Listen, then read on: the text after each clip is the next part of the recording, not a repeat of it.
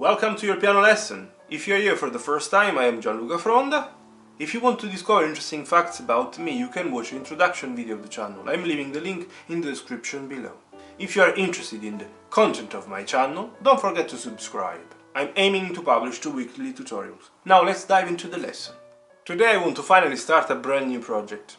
It's about chords.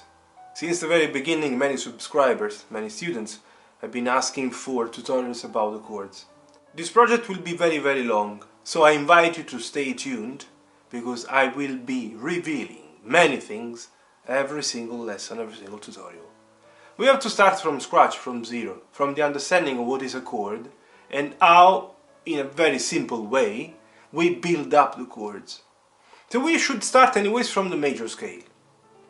We can start also from the minor, because we can generate chords also using the minor scale. But let's start from the major scale. And let's start from the easiest of the major scales, the C major. So as you know, probably now you know everything about the major scale. As you know, the C major scale is this.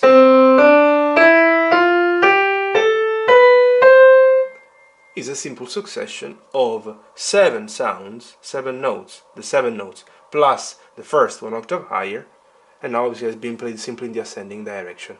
Obviously the notes have to be placed and to be considered respecting the alphabetical order: C, D, E, F, G, A, B and C. It is very important to be understood, because now that we are talking about the C major, it's easy. But then as soon as we will start using other keys, starting the scale from different keys, black, and the following ones, the following white ones, it might be complicated for you to understand which one is the name of that key, of that note, if you don't remember this principle, the alphabetical order. Then now let's talk about the chord itself. What is a chord? A chord is a combination of more notes, but they respect the basic chord, the basic triads. They respect a specific principle. So let's start building up the first chord. We can build up the first chord from the first note. From the C, what do you have to do to build up the C major chord? You have to play the first, skip the second note, play the third, skip the fourth, go to the fifth. This is what we call C major chord. The chord indeed is a combination of 3 notes, where we play the first, the third and the fifth note. We can have fun and build up the chords now starting from the following note, from the D. And you can apply the same identical principle. This one in this case will be called D minor. And now we have to try to understand why the first was major, and why the second one is minor. Pay attention now to the number of keys that we have in every single case.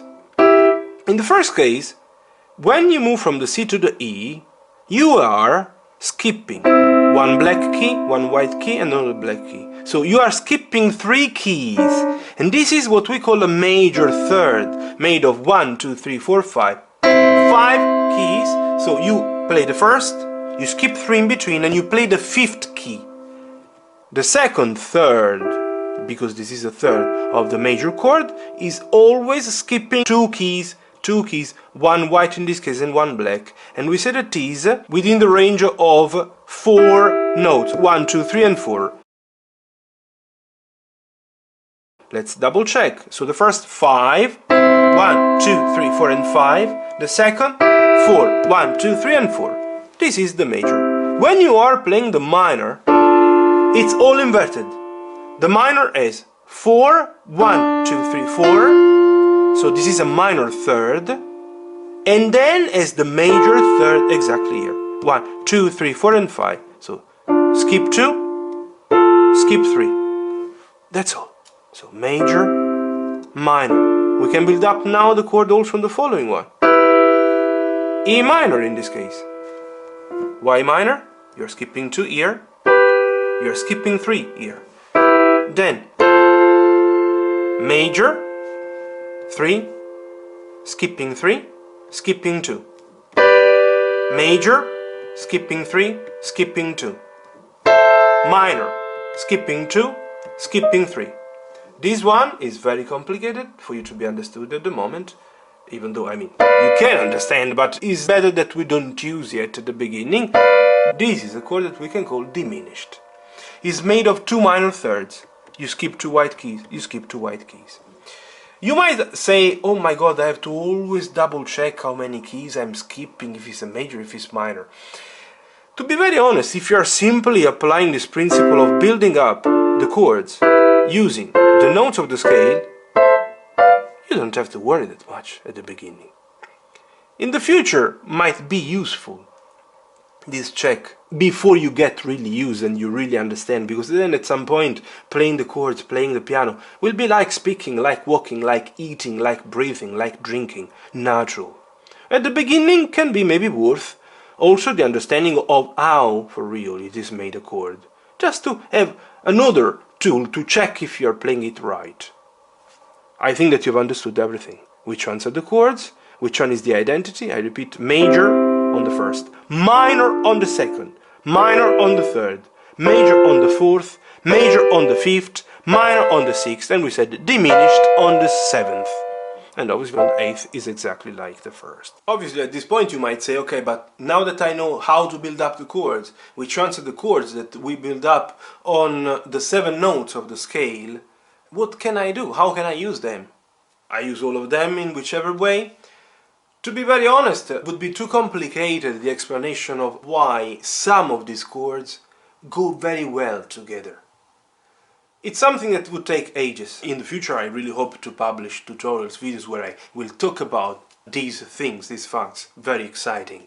But for now, simply be advised that there are few of them that go very well together.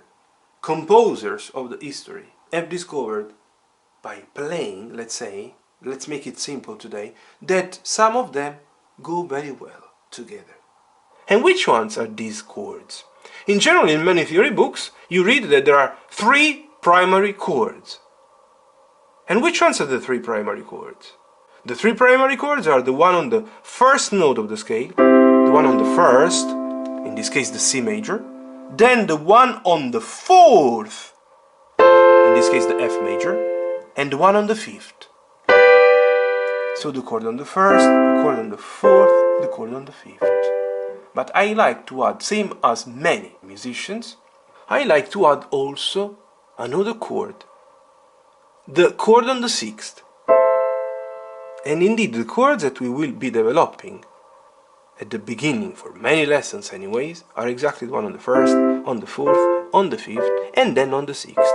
Obviously at the very beginning we are going to familiarize with the first 3 chords, these C, F and G. I want to also clarify that many students at the beginning, they play these chords in block as they are.